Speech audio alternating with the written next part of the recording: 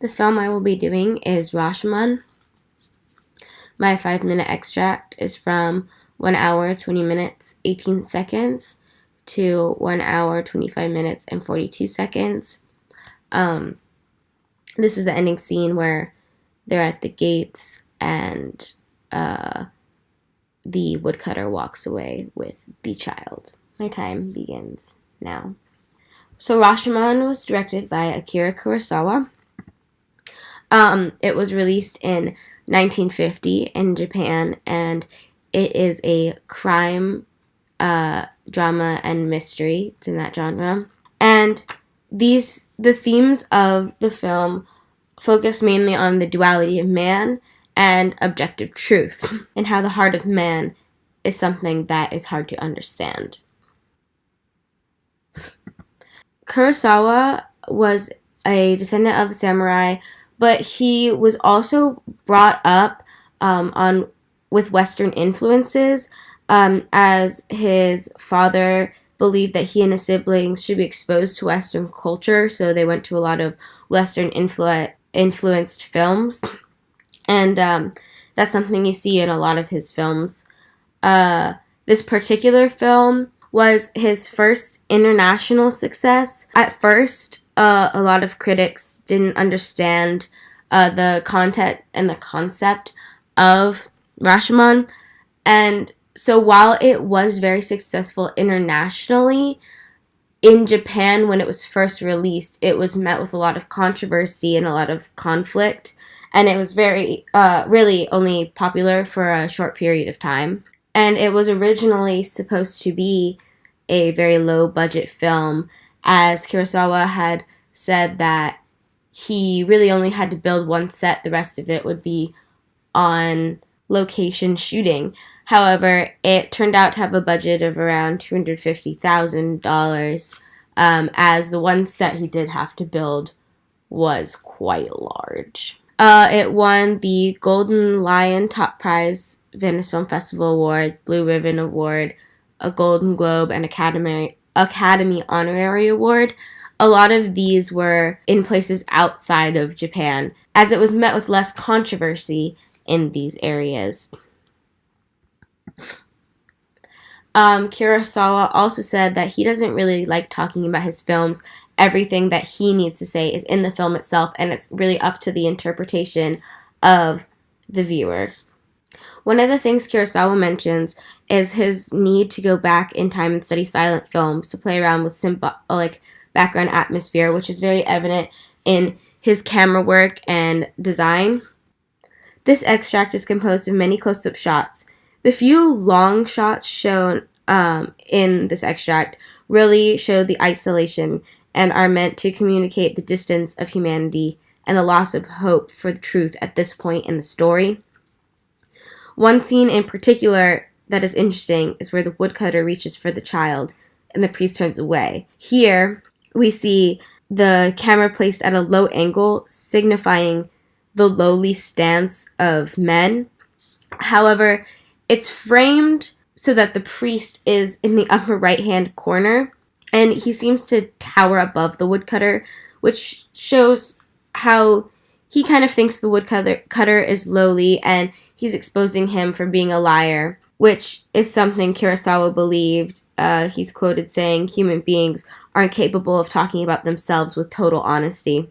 In the next shots, we have the woodcutter. He explains he has children of his own, he's offering care, and he's framed so now the two are equal, they're on eye level, showing the priest's restoration of hope for mankind. However, before this heart-to-heart, we see the other side of man, showing this duality in this long shot.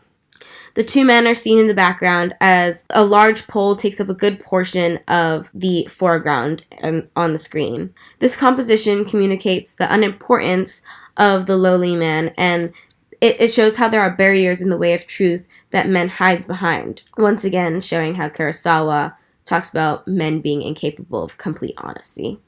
One of the most effective tools in this film to show the duality of man and the impulses of the heart is the lighting.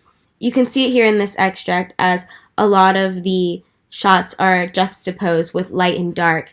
As you see here, darkness.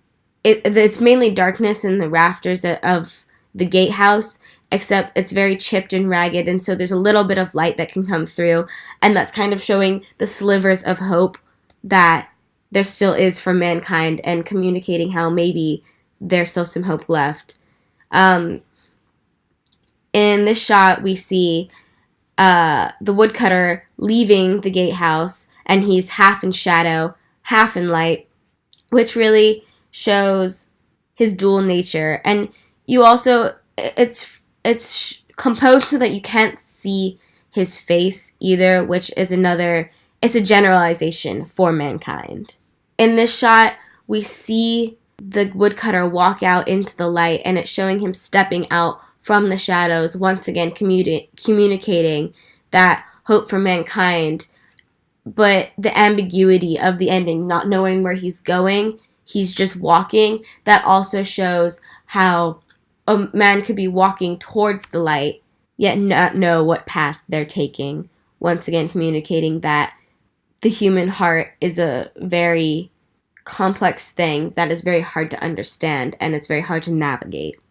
In Rashomon, design plays a key role, and even Kurosawa says how set is among one of the most important things for a film. This extract focuses mostly on the design of the gatehouse itself. Here we see it has a lot of very rough, sharp edges. In this shot, we can see the broken pieces, and it's very rugged and rustic looking. We see the beams of the gatehouse and the different poles and different things are not only a support structure like that of the human body, but it's crisscrossed and going every which way, which also represents matters of the heart, as your morals and truths pull you in all different directions. It also speaks for the duality of man, and also how something can try to look nice and well structured, but is still full of all of these sharp, jagged edges and rigid pieces, just as the nature of man is. Throughout the first part, there's very, very heavy rain, and it's a very somber tone. And finally, as the priest's faith is restored in man, the rain slowly starts to stop, and the woodcutter can finally step out into the light. Obviously, Kurosawa wanted to emphasize the gatehouse and the design of it. He specifically writes about how in his mind it kept getting bigger and bigger and bigger until it was a very centralized part of Rashomon. And the Rashomon gates were an outer shell to a city.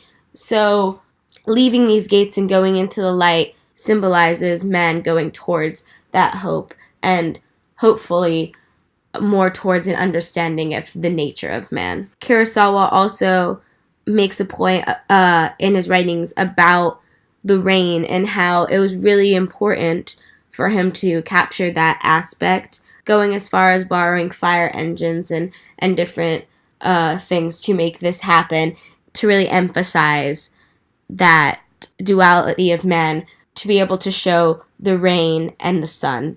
Screenwriting was one of the things that Kurosawa learned that was most important. The script was done very straightforward and as briefly as possible, and this was a way to enhance the visual communication of his actors, as he really wanted to be about the emotion and the heart.